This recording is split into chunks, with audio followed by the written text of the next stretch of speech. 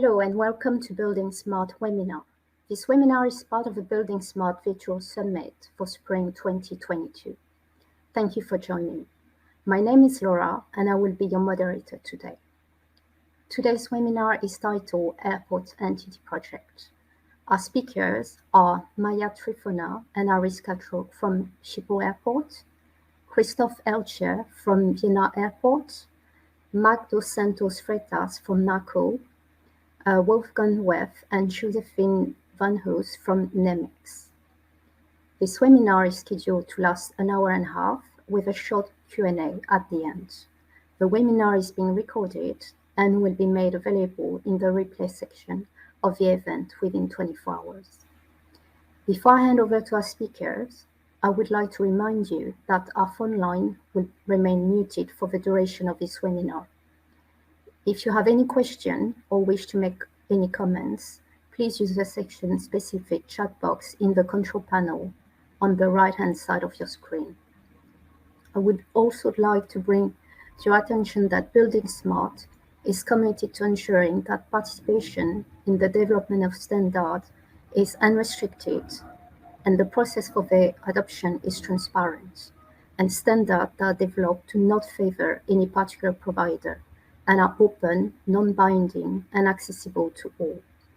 Please take note of our antitrust code of conduct. Now I would like to hand over to Maya and Arisca. Thank you, Laura. Hello all. Thank you all for joining this session. We will be presenting to you the Airport Entities Projects. To start off, maybe good to mention, airports are a mixed environment with a wide variety of installations or assets building, infrastructure assets, and some other domains where different information needs are required throughout all the different phases of an asset's life cycle. So this project is about the airport-specific objects that do not have a clear mapping to the IFC standards. So today we want to give you a short introduction on the topic and then inform you about the latest updates. So here's a quick overview of what we will be presenting to you today. We will start with a short introduction of the projects, including a short summary of what we have achieved so far and what we are hoping to accomplish this year and possibly other years coming up. And then we will go into a little bit more detail about the project workflow. So the Airport Entities Working Group. So in order to move forward with this project, we established a small working group to work on a list of airport-specific entities and a proposed mapping to IFC. So to do this, we got some people from all over the world. It consists of people from different companies, airports, which makes it very diverse. So it also led to some really great discussions in regard to the final list of objects that we will be presenting to you later. The working group members include Carl Fitzpatrick from Auckland Airport, Christoph Eichler from Vienna Airport, Mike dos Santos Freitas from NACO Royal Haskoning, which is a consulting and engineering company specialized in airports, and Maya and myself from Schiphol Airport. So the project itself, as mentioned in the introduction, airports are a mixed environment with a wide variety of assets. So it's a very unique setting to work with. However, one of the main challenges for airports today is that when working on critical airports object classes, it's not always clear as to what IFC mapping, such as entities, types, or properties to choose from the current schema. So because the schema is missing important airport-related objects, most airports today will then create their own workarounds. So for example, they'll use generic proxy objects. And this isn't necessarily a bad thing. However, it could eventually cause standardization issues for the receiver of an exported IFC file. And therefore, it's not exactly ideal. So instead, we would like to create a consensus on the use of entities, custom property sets, or quantity sets, so that we would be able to properly use open international standards for the airport domain. And then hopefully this will also increase the usage of IFC at airports all over the world. So to accomplish this, we started by identifying a list of desired airport entities or properties and map them to the current IFC schema with an end goal to then upload the airport classification into the buildingSMART data dictionary. This will allow all of the involved parties, like designers, engineers, contractors, and asset owners, to uniformly identify the objects in their data model. Yeah, so while using a designing software, you have to choose the part of the IFC standard that you can use to classify your object in the model. This classification is important throughout the time that you will be using the model with this object in it. Therefore, this classification should not change per project phase, per designer, per contractor, model, and database. And imagine that the model is usually being used from many different parties and stakeholders.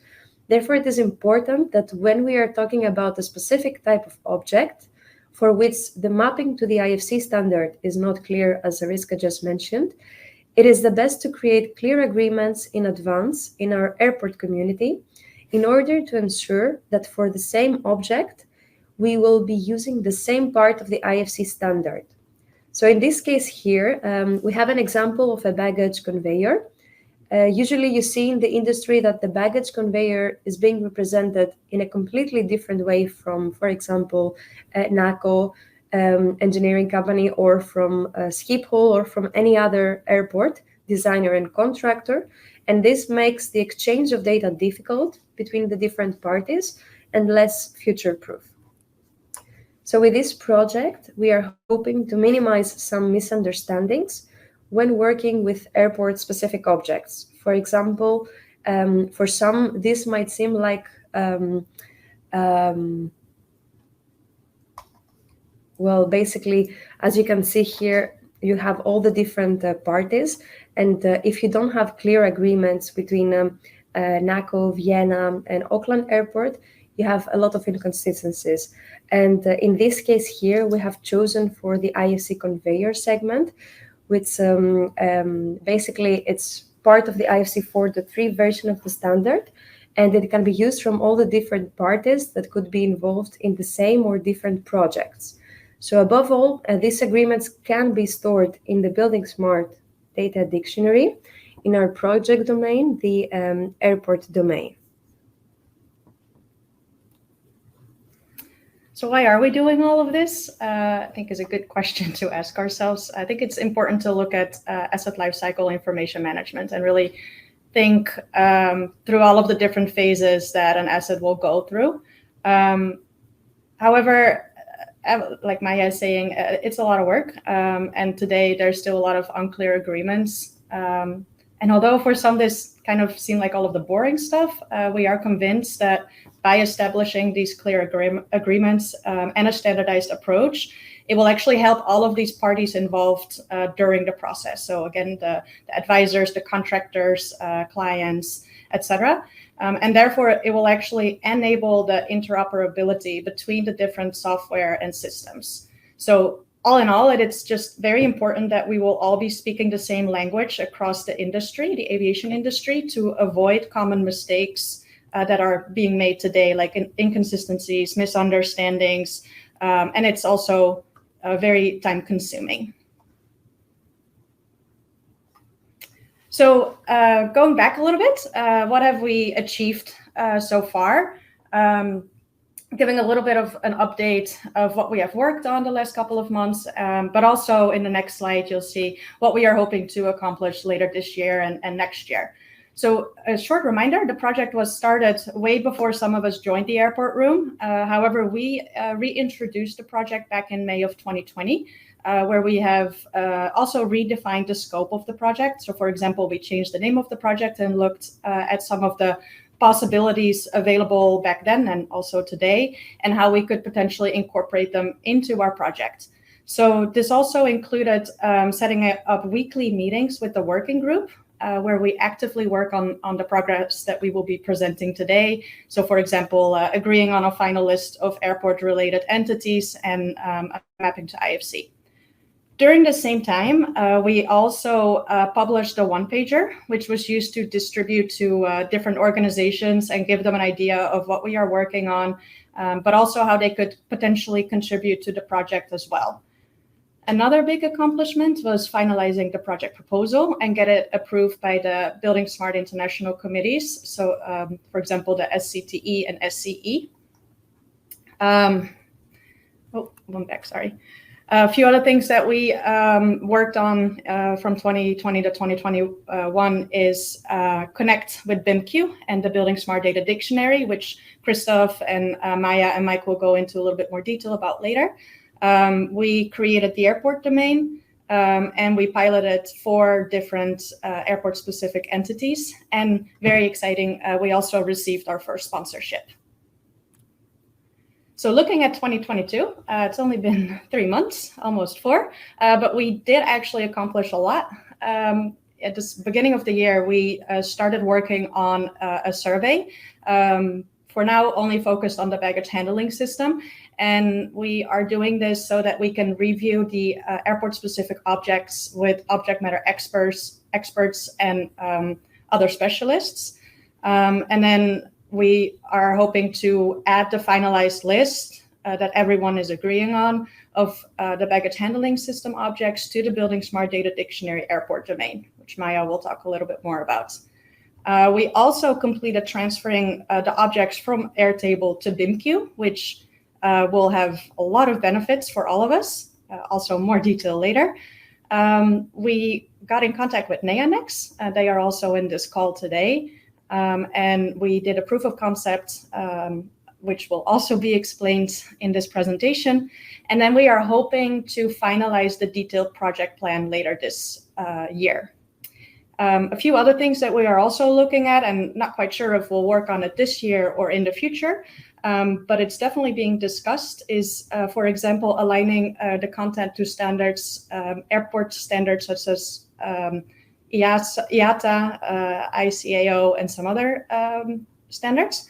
We want to create and distribute the survey per category. There's obviously more than just the baggage handling system, and get them reviewed by the specialists. And of course, eventually add all of the objects to the buildingSMART Data Dictionary airport domain. Another thing that we will have to do is coordinate with some of the other rooms, because there are some objects that might have overlap with, for example, the building room or the infra room. And another thing that we hope to accomplish is do a little bit more marketing, get more people involved with this project, so that we will be using this more and more. So this slide sums up the project workflow in 4 main high-over steps. These steps will be explained in this presentation later on. But basically, we started in 2020 by gathering the list of the airport-specific objects in the tool called Airtable to the left. And there we worked on the IFC mapping between these objects and the correct IFC entity from the IFC 4.3 version of the standard. And after a year, we, as Arisca mentioned, we migrated the list of our objects with their IFC mapping to BIMQ software in order to get some more functionalities that are possible through this application. So these include the central point of control of the data structure with mappings to software standards, with automatic creation of checking rule sets according to our mapping, and also possible connection to the BSDD airport domain. So the next steps, after gathering and finalizing the list of objects with their IFC mapping, is to add the airport classification inside the BSDD, the buildingSMART Data Dictionary. And this gives us the opportunity to have a single point where we are publishing all levels of agreements of the airport domain.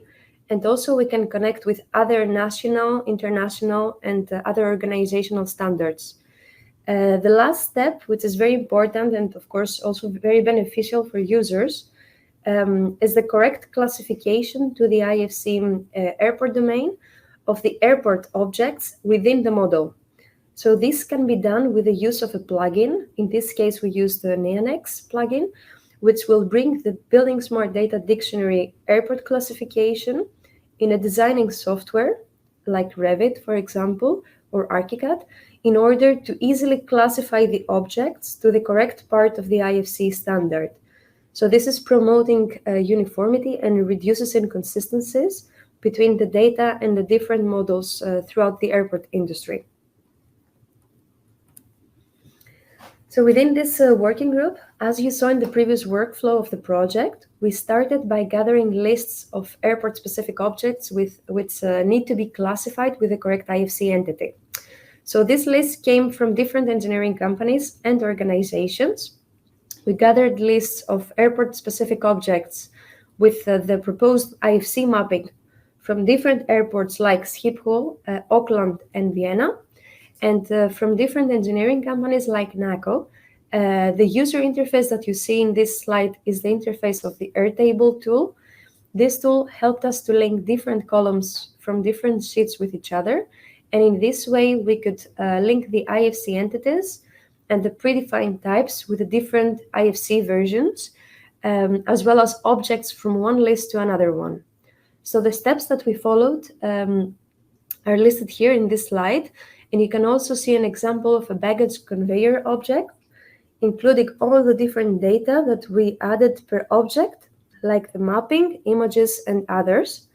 And from the list of the airport objects, we decided to test 4 objects in the buildingSMART data dictionary and use a plugin from the company Neanex to test the BSDD airport classification in Revit. So more details about this pilot will follow in the next slide.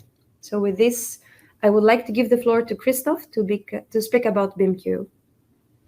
Thank you very much. So a few words about BIMQ. We switched to BIMQ for several reasons. Maya already explained. One of the most important things to choose BIMQ was to have a centralized control about the data structure and all the additional connected systems. In principle, BIMQ is a tool to create an LOI setting, a level of information setting. And for that reason, we are able to collect all the necessary components inside BIMQ to declare a data structure.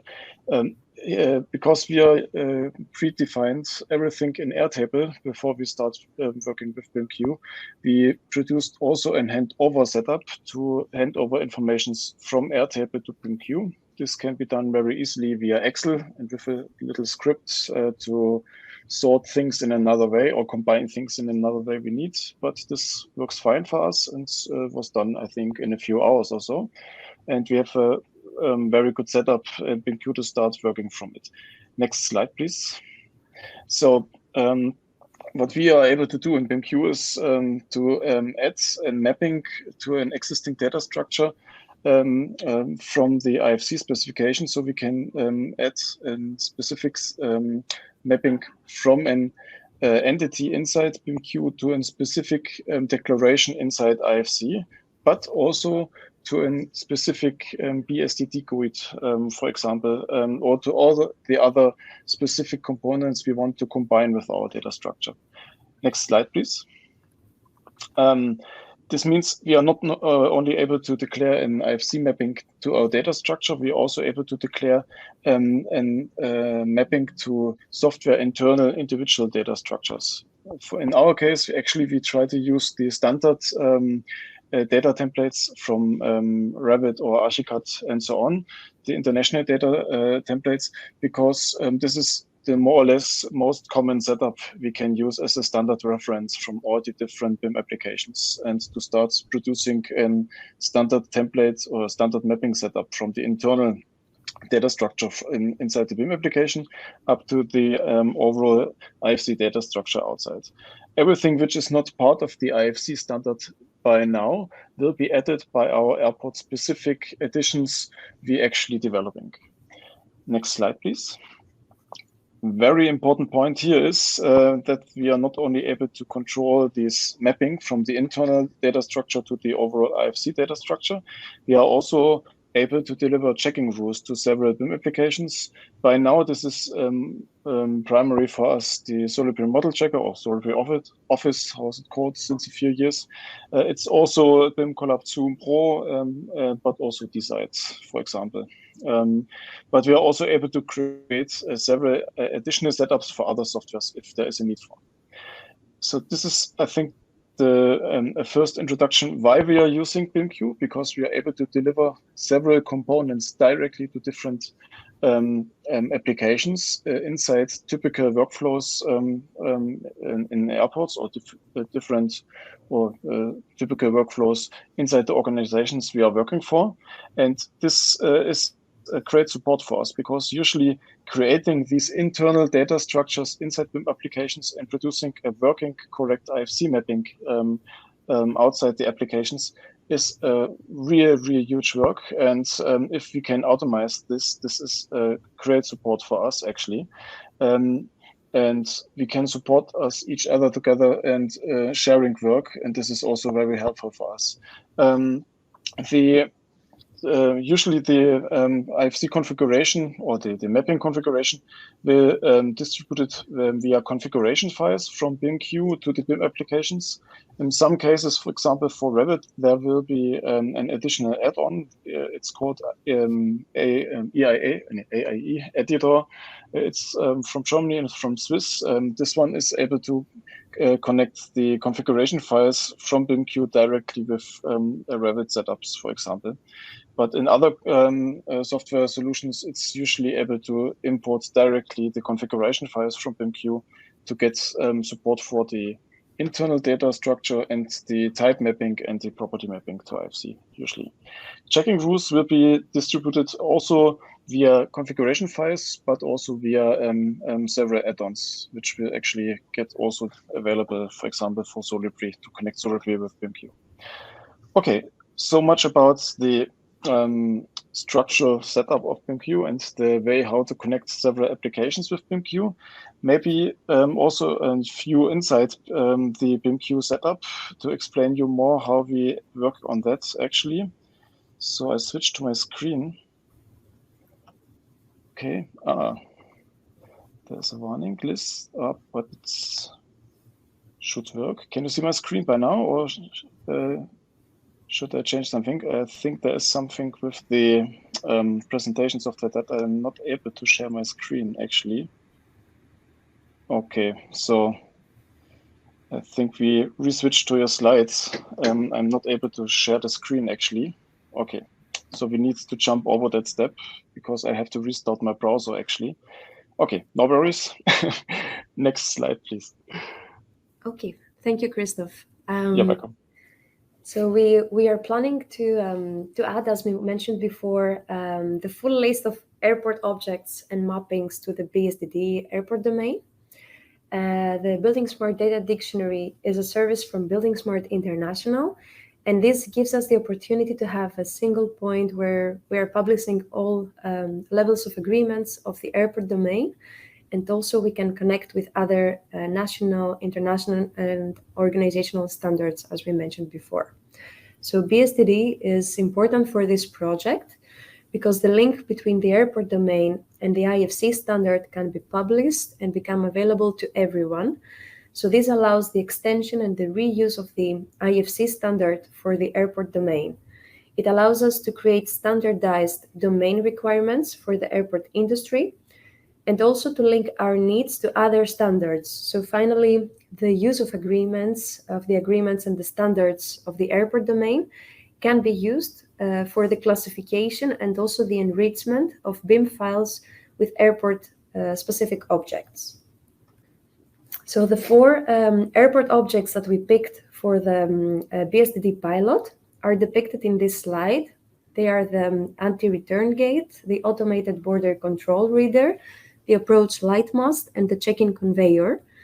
For them, as you can see in the lower right image, we created the JSON file, including the IFC mapping, and also links to external resources, which included images that you can see, the images you can see here, basically. So the JSON file was used to import the data to the BSDD. Technically, we actually used the Swagger Hub, where we created an account, we requested authorization, and we performed the post-request upload import file. There we uploaded the JSON file, which was created with instructions from the BSDD GitHub page and the help of the BSDD team. At the bottom, with the number 1 as well, you can see another link which directs you to another interface where the BSDD team is working on. where it is way easier to import the JSON file also in the BSDD. So with this link, we are currently experimenting within our team. So basically, a short demo, if you go to the BSDD link, you can search for the anti-return gate. You can see the IFC airport domain. And then by clicking, you can see basically the IFC mapping to the IFC communications appliance. And by clicking the classification button, you can see the reference code of this particular object type, the anti-return gate, and also a link to an external resource, the image. So here you can see the actual image in order to have a better interpretation of the object. You can also search for all the other objects that we added, like the approach light mast, where you can find the mapping to the entity and the predefined type that was chosen. In this case, it was chosen the IFC navigation element with a predefined type beacon. So these 4 objects that have been added in the BSDD airport domain have also been tested with a proof of concept by the NeoNex plugin in Revit software to classify the objects in the model. So the following demo is from the company NeoNex showing this use case. And they are also here in this meeting. So in case there are any questions at the end of this presentation, feel free to ask them. Hello, everyone. My name is Josephine van Huysen, and I am CEO at NeoNex.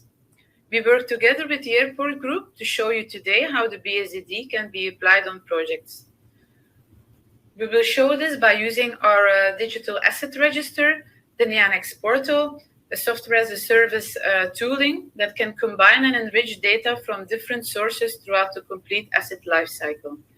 And today, of course, based upon the standard of the buildingSMART data dictionary. I'm going to show you in this proof of concept what we have done by using the IFC airport classification provided as a buildingSMART data dictionary in combination with the NeoNex portal. We will see 3 environment source steps.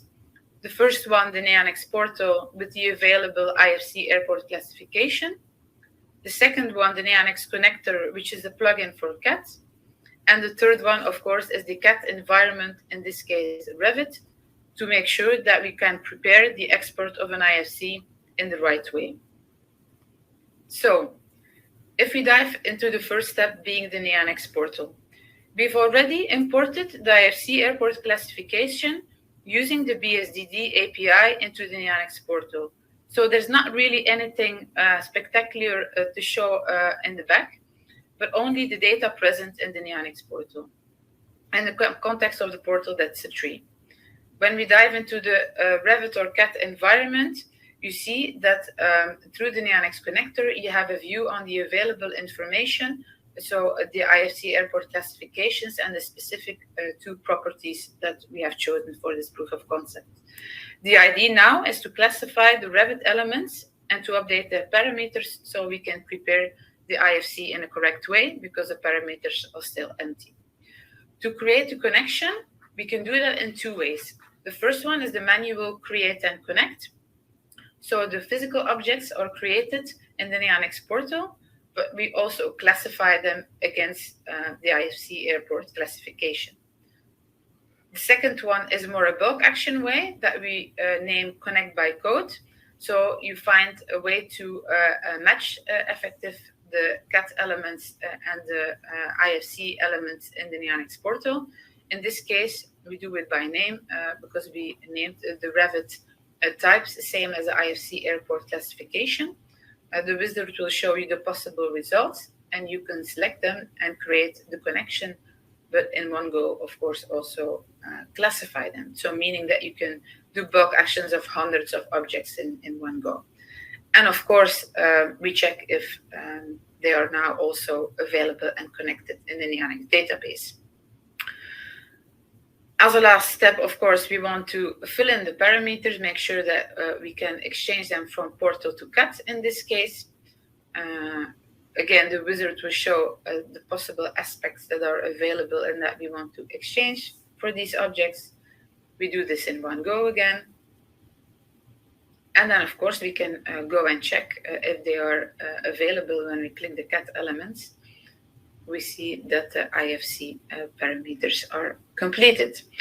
So yeah, this is actually what we wanted to show to you today. If you would have any questions considering this workflow or the tooling, please don't hesitate to contact us. And I want to thank everybody for his attention. So thank you for having me. Thank you, Josephine and Wolfgang from Neonex for creating and showing this proof of concept. I think it's an important step that shows how the BSDD and the airport domain within the BSDD can be used during projects.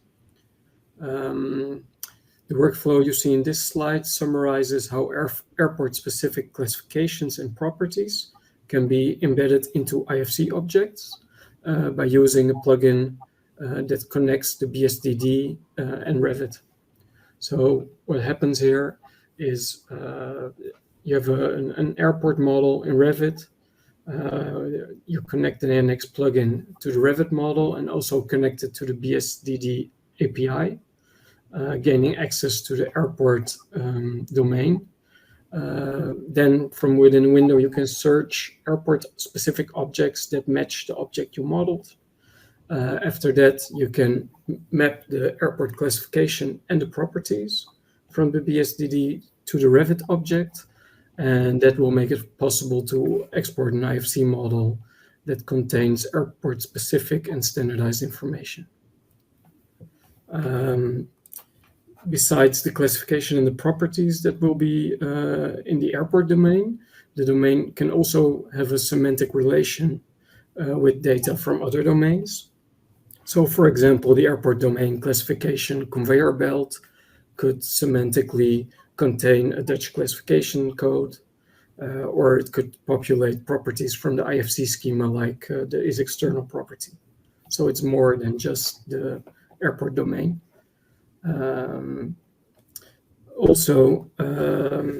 Besides this is just one of the possibilities of the use of the BSDD in the airport domain. Other uses could be the BSDD to create information requirements or to carry out automated model checking and data validation in Solibri Model Checker, just like Christoph already mentioned. And I think that summarizes this workflow. Could you go to the next slide, please? So our next topic is geolocating IFC models. Although the geolocating of IFC model subject is not a part of our airport entity project itself, it is strongly related to it. And also it's part of the GIS BIM subject in the airport room, and it's especially important for airports as it enables IFC models to be positioned in a GIS environment. That's important for airports because airports are not just the buildings. Within an airport fence, there are infrastructural parts outside of the terminal and the concourses, like, for example, runways, taxiways, aprons. And airports also have a strong relation with its surrounding. So GIS data and combining BIM and GIS is useful for airports. Also, airports have a relation between each other. So it's useful to be able to position airports on a map. So currently, most airport IFC models do not contain georeferenced information, but it is possible to geolocate IFC models from different locations within a GIS environment. The GIS environment would need to handle different coordinate systems, and the whole procedure is quite complex, and it is explained in the user guide for georeferencing in IFC, which is in the use case management part of buildingSMART. Also, the GIS environment would need to be able to read and understand the IFC map conversion properties and values. Could you go to the next slide? Yeah, thanks. So just to explain this subject and what we're trying to achieve, here you see a map of a part of Europe and two red dots. One represents Amsterdam Airport Schiphol, and the other one represents Vienna Airport International. And although they might have been modeled and positioned in the modeling software according to their local coordinate system, if there's no information in the IFC models about these coordinate systems, it will not be possible to insert these IFC models into a GIS environment in the right location. So basically, in terms of location, the IFC models of these two airports have no relation until they contain geolocated properties defined. Should you go to the next slide? Yeah. So in an IFC model, the geolocating properties are defined in the IFC map conversion property area of an IFC. Here is what we could make possible if we add the IFC map conversion properties to the IFC model. Again, you see two red dots representing both airports, only this time they've been geolocated. They relate to the blue dot, which represents the 0 point of their local coordinate system. And now by adding the IFC map conversion properties, the GIS environment will be able to position both airports in the right place on the map. The distance between both airports now can be seen and used in a GIS environment. Can you go to the next slide? So how can we do that? If we would use Revit to model the airport, a couple of things are important to be able to geolocate the IFC model. One is we need to export in IFC4, as the exporter from IFC4 contains the ability to insert an EPSG code, which is a code that relates to a local coordination system. And also we would need to be sure that the project base point coordinates, the south, north, and east, west values relate to the 0 point of your local coordinate system. Next slide. So the result would be the IFC map conversion properties, which will be defined, making the IFC model a geolocated IFC model ready to be positioned within a GIS environment. Next slide. So let's start to define the survey point, which is the point that will align to the point on site, which relates to your 0 point of your local coordinate system. In case you want to export a geolocated IFC, the survey point needs to be within an acceptable distance of the objects that are going to be modeled. So keeping the survey point at the 0 point of your local coordinate system won't work in this case. It will affect the reliability of your IFCs. So it needs to be somewhere on site. So the best is to get the coordinates related to the coordinate system from a defined point on site that is not far away from the objects that are going to be modeled. Now we're going to start to position survey point, starting by selecting it and unpinning it. And I sorted out the coordinates before I started, so I'm just going to copy them over. In your case, they might come from a CAD file or from an email the client sent to you. So now the survey point's very far away. I'm going to pin it again. After inserting the correct coordinates, I'm going to move it back on top of my project base point. So basically, apparently nothing changed, but what did change is we related this point to our local grid, to the 0 point of our local grid. What we're going to do now is we'll relate our building plot to this point measured on site. And I'm going to shift it for about 2 meters, pretending that my plot is 2 meters away from the point I measured on site. Well, this I will do by going to Manage and then click Specify Coordinates at Point. And then be sure to select the project base point. So now I'm going to insert the project base point coordinates, which also I sorted out before starting this recording.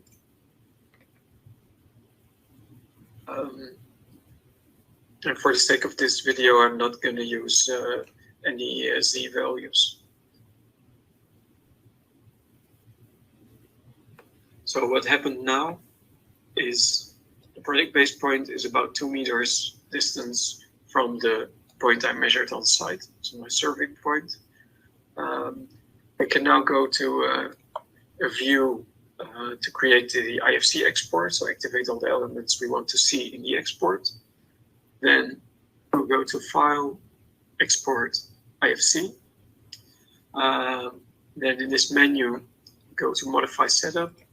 In Modify Setup, I'm going to choose IFC4, Design Transfer View is my export format. And by doing that, this whole area here, which is made to insert an EPSG code, which enables it to export an IFC with the data needed to make it geolocated to the coordinate system of choice.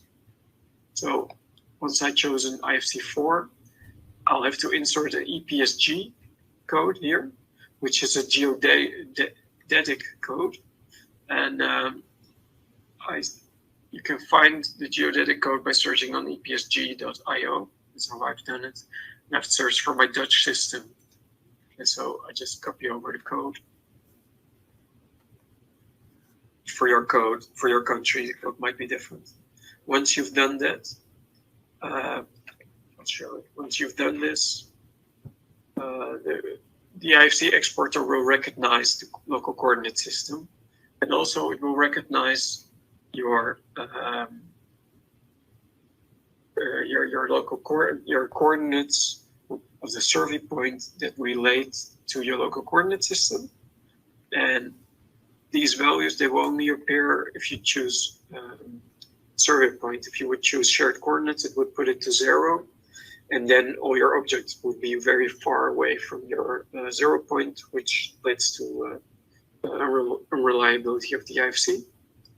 So let's put it back to the survey point. Now we have a relation to the local coordinate system and the distance from the 0 point from the coordinate system, and we can export the IFC. So then just choose the location and the name you want to export it, press the export button, and it will export an IFC like it does always. The only difference, and I'll go to a screenshot of the software where I've imported this file. The difference is it will come with IFC map conversion properties, and you'll recognize the EPSG code, and your local coordinate system is defined in the IFC, and also the distance from the 0 point of your local coordinate system is defined in the IFC. So now you'd be able to import an IFC into a GIS environment that supports IFC and the conversion properties. Okay, thank you. The video started a bit before I could introduce it. This video describes the step-by-step on how to export geolocated IFC from Revit 2020. And next, Christopher will show how to do that in Archicad. Mm-hmm. So next slide. I didn't make it that good as Mike, so I have to explain it in parallel live. But the easiest thing from my side is it's more or less similar to Revit. So we have to define a survey point as well. The way how to declare this survey point is more or less also similar to Revit. So you can go to the configuration for the survey point. There's one thing we need to mention. It's very important to make sure that you use the right value type to define your coordinates, because there are two different options. You need to make sure that you use the right one. So I create the survey point also, again, similar to the way how Mike does it always. And when I'm creating the IFC exports, it's also important to select that I want to use the survey point. So this is German, sad for you, good for me. Vermessungspunkt means survey point in German. I declare this one for the export, make also an IFC export for that with the configuration I made before, and that's it. So it's very easy if you know what you do. Actually, as Mike already explained, there is a very good, very detailed manual in the use case management. I think this was done from the Australian chapter, not Austrian, Australian chapter, with explanations, not only with an explanation about the generic things you need to know, but also how this is implemented in detail in Revit and in Archicad. So the results of both IFC files are similar. So we checked this before. to be honest, actually, you don't have so much possibilities to check the IFC map conversions inside IFCs because not so much IFC viewers actually support this or give you so much control about details about map conversions. So we use actually the ASBIM viewer from Eichler from Italy because he already explained or showed IFC map conversion details. I think because this is a very important topic, the georeferencing stuff, this will get support very soon from many different viewers to make sure that you are able to georeference not only IFC files correctly in GIS systems, but also in combination, for example, with point clouds and DWGs and so on. So this is a very essential thing, which has to be more common, I think, by creating IFC files in future, especially if you have wide or larger scale areas where you operate as a company. Okay, I think next slide, please. Yes, thank you, Christoph. You're welcome. A lot of technical details up until now. I think up until now we showed you guys kind of how we started with just a simple list of airport entities, how we used several tools to map them, buildingSMART data dictionary, pilot with the 4 entities, and also the link obviously to software through, for example, NeoNex. It all worked, which is great. A lot of proof of concepts, a lot of testing, a lot of collaboration with also the BSDD team, with NeoNex, and more. So that's very exciting. However, going back to the original project and the list of airport-specific objects, we have made a first proposal of mapping. However, it was just the 5 or 6 of us who made the mapping. And of course, we want to verify the proposed mapping and the proposed names of the objects with object matter experts, but also with experts such as designers or specialists in the aviation industry, like consultants and more, anyone who is familiar with this topic. So what we are planning on doing next is we created a survey to verify the proposed mapping of the airport-specific objects to the IFC entities, which we, like I just said, want to check with subject matter experts and other specialists. And we also want to check the completeness of the final list of airport-specific objects. So, if there's any objects missing, we, of course, can still add them and discuss them. Because we already used the baggage handling system as an example in some of the previous slides, we also decided on the first survey to be on baggage handling system. So if you are interested in filling out the survey for specifically the baggage handling system, there will be a link, a hyperlink that we can share with you. And we are looking forward to hearing from you. So some of the survey, how it kind of works. It will start by giving you a short introduction about the project and what we are hoping to achieve by this questionnaire. It then continues by asking just some general information, like who you are, who you work for, what your role is, and some contact information, so that when we receive input from you, we can get in touch with you if we have any questions. And then it will go into a little bit more details about the objects and the proposed mapping. So again, the example here is specifically about the baggage conveyor. However, the questions will be the same for each proposed airport object and mapping to IFC. So the questions are quite simple. They don't require a lot of time. And so we start by introducing the proposed airport object and their mapping and asking the user whether they agree with the proposed name and the proposed mapping. So then based on their answer, they will be referred to the next question. However, if they do decide to click no, so if you do not agree with the proposed name or mapping, it will lead you to another question as to what you would propose instead. So it will be done for each object, airport-specific object, and it will finish the survey by asking if there are any additional suggestions and whether the list is complete or if we might have missed some critical airport objects. We will obviously also show, as you can see in the left image, a slide or a list of the objects that you went through. And then, of course, last but not least, final question is if you might be interested in joining future projects regarding airports, because the more knowledge, the better. So finishing up this presentation, I think we already kind of discussed this in the beginning of the presentation as well. However, we have explained to you what we are working on, what we are hoping to accomplish this year and in the future. And we, of course, are still looking for participation and funding because we believe that this project will benefit the entire life cycle and therefore multiple parties that are involved in this process. So here you can just find a few value propositions and also how they benefit different stakeholders. So just a few examples of improving the quality of information of the built asset lifecycle obviously has impact on the asset owners, but also the operators, planners, passengers, contractors, basically anyone that will work or come to an airport. It obviously reduces costs to asset owners. It enables automated processes, and more. So we are really looking forward to getting more people involved and agreeing with what we have done so far and getting involved in taking this a step further.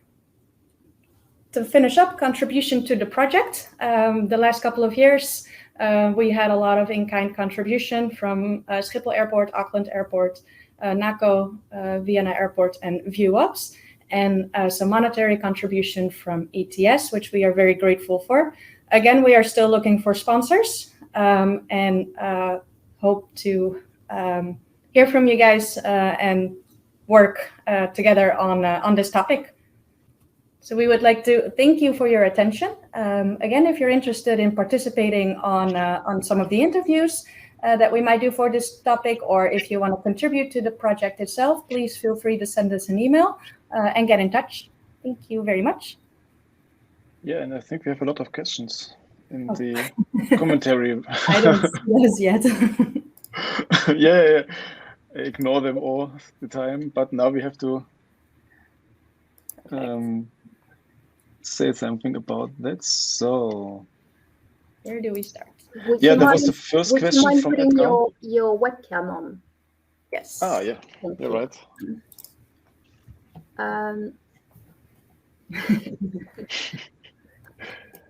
The first question I've got is from Edgar. He's asking, can you also check the model for non-compliance? Yes, this was what we mentioned. This was also a reason to choose the BIMQ because we are able to create checking rules for models directly based on our data structure set up inside BIMQ. So we don't need to produce this additional in a new solution or additional ones. We can use this directly from the BIMQ setup. There's a new add-on from BIMQ directly to Solid Free Office, and with that you're able to check a model to compliance to your data structure. So this is quite good. And actually, this is a very, I think this is very fresh, this add-on. It's, I think, 3 or 2 weeks old or so. We start working with that. So I have not so much experience with that, but I think in the next the next summit is not a virtual one, it's a real one. We will show this for sure. It's in Montreal, then I remember right. So yes. You have to visit us in Montreal, then you can see it. Thank you, Christoph. The next question I've got is from Hangyo. Mentioned great to see IFC application to the airport project. I was wondering what benefit the client, in this case each airport, had from application of IFC. Maya, do you want? Yeah, sure. Thank you for the question. Well, basically, the benefits that you would see are all the benefits that Arisca mentioned at the end of the presentation. So in case everyone or its airport had an application of IFC, basically you would have machine and human readable future-proof solutions. You would also have automated model checking, and of course it would enable data exchange throughout all the different parties. So these are some of the benefits that you would see.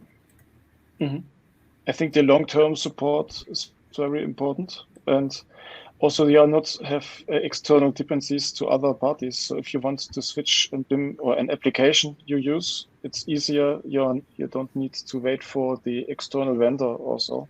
You can choose the tools you want to have. This is very important if you have a long-term setup.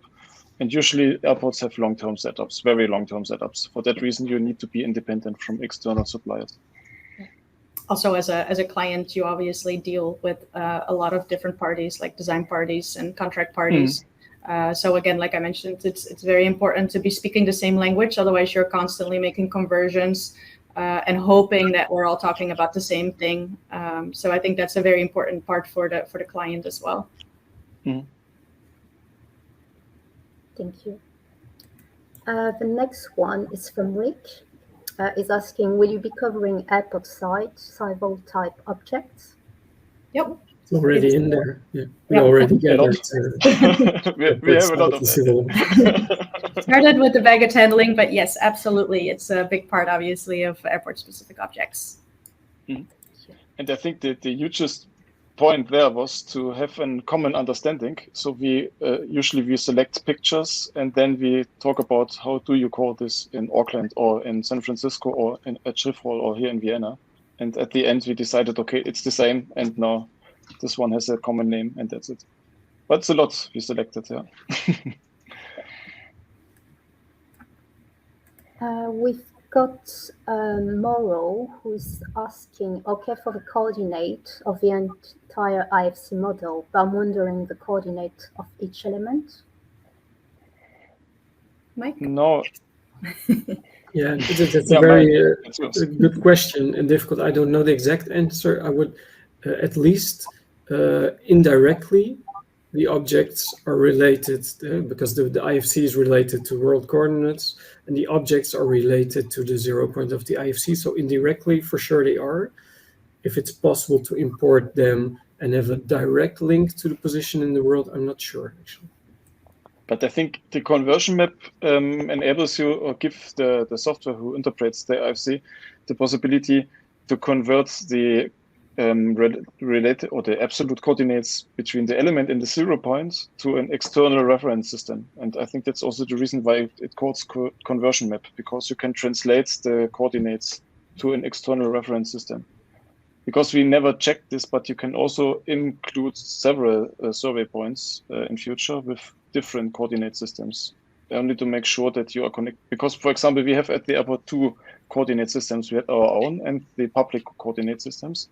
So if there is a need for example, if we work together with an external company, for example, an energy supplier, and you need to make sure that he understands your coordinates in his world and in our world, we need to combine both coordinate systems. We never checked this by now. We are lucky when we can export an IFC file with conversion webs, including one coordinate system. But I think in future, maybe there's also a need for 2 or more.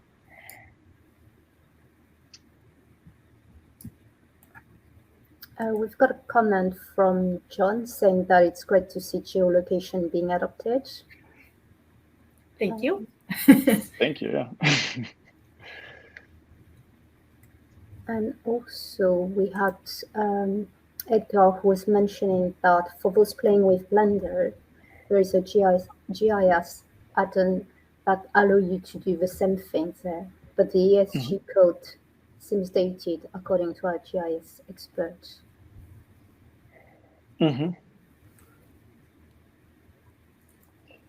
This ESG dating stuff, maybe Maya, do you have a clue about that? Because you're more familiar with that, I think, or I hope. I didn't know actually that also within Blender there is a GIS add-on. That's a great addition. Thanks, Edgar. I think we went through most of the comments. I don't know if you want to add anything or share anything else. No, I don't think so. It's great to read all of the comments and questions, get some more discussion going, which we haven't been able to get in the last presentation. So that's really exciting to see. I see that, I'm sorry, Christoph, one last thing. I see that Laura added the survey. So again, if you are interested in filling or helping with the survey, you can click on the link. And if you want to contribute some more to the project, just let us know in the survey and we'll get in touch with you. There is one comment I only want to mention from Edgar, that there is for sure another possibility to check the IFC file about IFC map conversions to open it in a text editor. Yeah, you're absolutely right. I forgot about to mention that completely. Yeah. And that's the also easiest way, maybe. the IFC Open Cell is indeed a very cool thing that you should check in case you also play a little bit with Python. That's great.